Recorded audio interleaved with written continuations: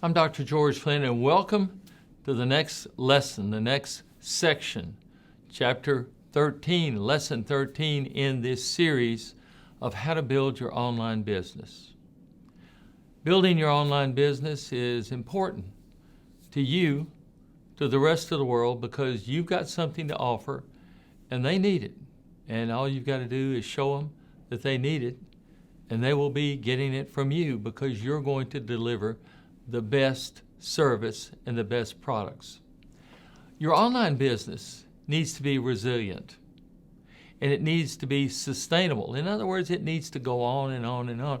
And these are not just buzzwords. These are essential things for online success. In a world characteristic of rapid changes, all these uncertainties, challenges, the ability to adapt and endure and thrive is paramount. Now, did you hear those? Adapt, endure, and thrive. Those are the things we need to learn how to do to be resilient. When things go bad, we come back. And sustainable for the long term, not just a short-term hit of a business that lasts 6 months or a year. We want to have a sustainable business. So I want us to explore some strategies for building this foundation. You know, the foundation is what it will help us weather the storms. It will help us seize opportunities. It'll help us ensure the fact that your business will continue. Now, you may be beginning, and we say this all the time, or you may be seasoned as an entrepreneur. But understanding how to be resilient and sustainable is crucial. And for those of us that have done online businesses or other businesses, you know that you have to be resilient. And you know you have to sustain this business. Because remember, the landscape is continually changing. Change is the main thing in online commerce. So understanding resilience is the ability to bounce back from adversity. Now, remember, we're going to bounce back when things go bad. And sustainability is the capacity to endure and maintain over the long term, not the short haul. So these concepts are so intertwined, kind of like DNA. They're intertwined. Two circular patterns of DNA are intertwined. Resilience provides the ability to withstand challenges. Sustainability helps endure and have lasting viability of your business. Well, what about resilient mindset? Resilience starts with the mindset. That's right, your mental attitude. Cultivate a mindset that embraces challenges. And what are challenges? Oh, are they setbacks? Are they terrible? No, they're opportunities for growth. Setbacks are temporary, and you must remain adaptable in the face of change. That's that easy. Remember, cultivate this mindset, this idea that if you have a challenge, it's an opportunity for growth. Setback is only temporary, and you remain adaptable. Well, what about risk management? You've got potential risk out there, and you've got to anticipate those. Don't let them sneak up on you. So if you anticipate those and say, okay, if this happens, then I'll do this. If this happens, then I'll do that. Planning for various stories or what might happen is just essential. And I want you to conduct risk assessments to identify your vulnerabilities and develop contingency plans that are going to outline steps to take in the different situations that could happen to you and your business. What about your revenue streams? Well, if you're going to rely on one single revenue stream, can leave your business extremely vulnerable. If something happens to that revenue stream, you've got a problem. So we want to diversify, and we want to expand into complementary products services, other markets, and provide stability and a broader foundation and additional income sources. How about your business being able to shift? Agility, we'll call it. It allows you to respond quickly to any changing circumstances. You can turn on a dime, as they used to say. You can implement agile practices that enable you to pivot your strategies, shift your resources, in other words, focus on some other area or the area that's having a challenge, and adapt to new challenges, but they're really not challenges. What are they? Your mindset. They're new opportunities. And you're the leader. Remember, you're the leader here, and you're the one that plays the vital role in building this resilience. Leaders that are adaptive can foster a culture of openness to change. They don't say, oh, we've always done it this way. We can't change.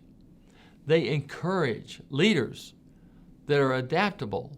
They encourage collaboration. And they say to their teams, if you find a problem, you innovate and you solve it. And they trust their teams to innovate and solve problems. And until the team proves untrustworthy, trust them more and more and more. But if they prove untrustworthy, you've got to be able to adapt rapidly. Now, you're going to start an e-commerce business. What about your supply chain? Well, you got to have relationships with reliable suppliers and have backup plans in case of any disruption. And you got to consider local sourcing. What if these global supply chains from out of the country, what happens if they don't deliver? Find somebody locally that can deliver. Yes, it may cost a little more to buy locally, but it's always good business to buy locally. And it helps you have just-in-time delivery. Financial prudence.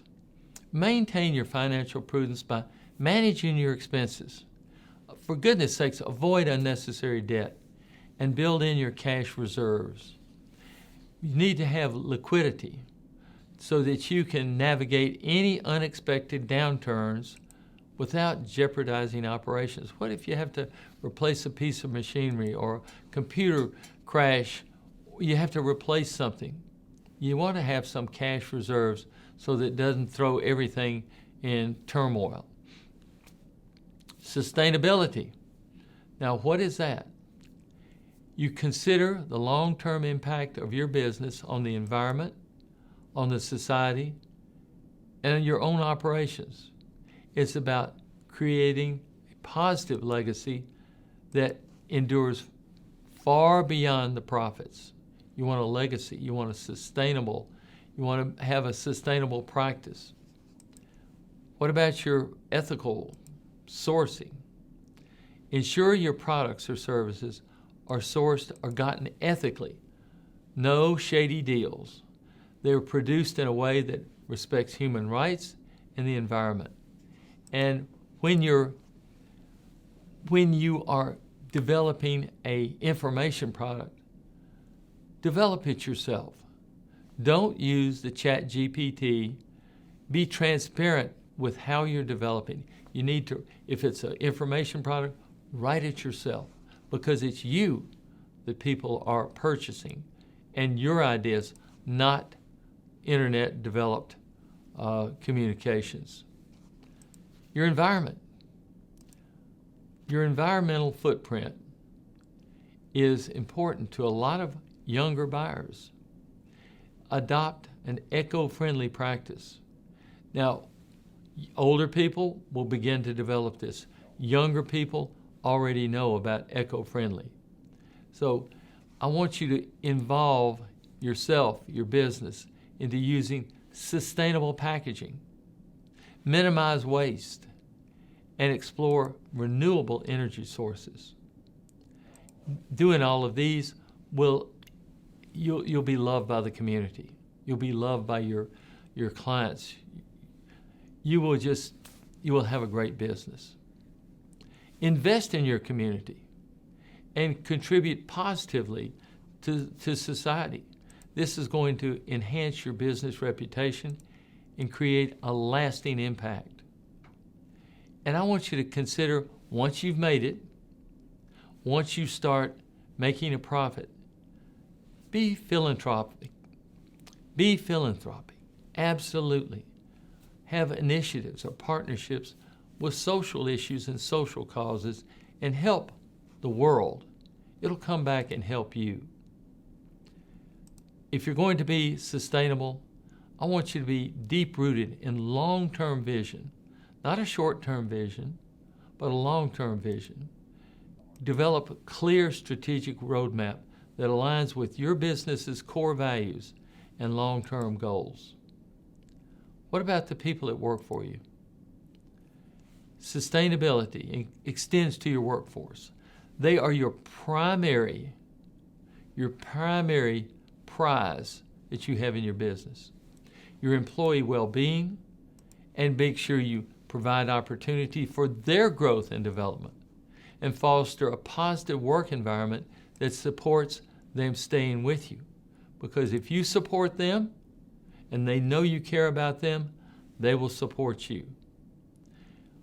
If you have stockholders, well, if you have stockholders, you've got stakeholders.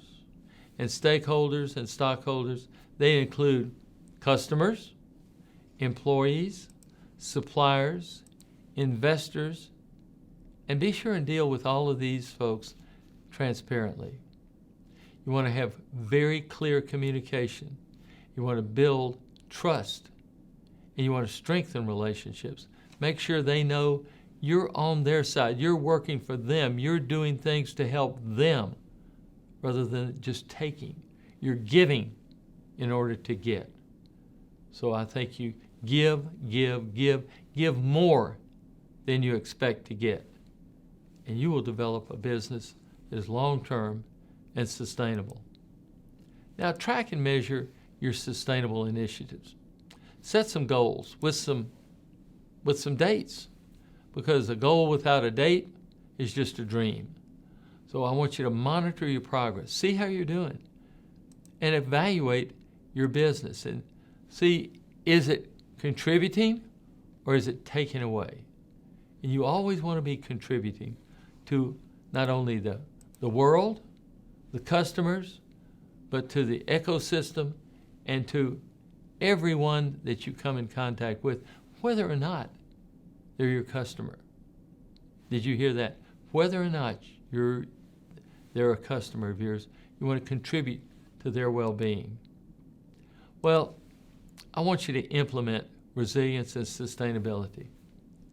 And these should always align with your business characteristics, your values, and your goals. But customization is the key to ensuring your effectiveness.